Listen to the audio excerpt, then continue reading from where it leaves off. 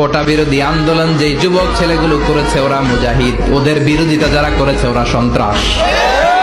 নিরাপদ সড়ক চাই আন্দোলন যে ছেলেগুলো করেছে এক একটা মুজাহিদের বাচ্চা, ওদের বিরোধিতা যারা করেছে এক একটা কুখ্যাত সন্ত্রাস। ওই যুবকদেরকে কিয়ামতের ময়দানে আরশের নিচে ছায়া দিবে কে? কোন যুগে আসলাম রে ভাই? আমরা কোন যুগে আসলাম? আল্লাহ রাব্বুল আলামিন আমাদের সবাইকে হেদায়েত দান করেন, অন্যায়ের প্রতিবাদ করার তৌফিক দান করেন। বিশ্বাস করেন ভাই, ফেরাউন টিকতে পারে নাই, নমরুদ টিকতে পারে নাই, আদ জাতি টিকতে পারে নাই, সামুদ টিকতে পারে নাই, নূহের কওম টিকতে পারে নাই, কওমে লূত টিকতে পারে নাই, কওমে মাদিয়ান টিকতে পারে নাই, আসহাবুল আইকা টিকতে পারে নাই, মুসার কওম বনু ইসরাইল টিকতে পারে নাই। আমরা কোন ক্ষেত কি মূলা?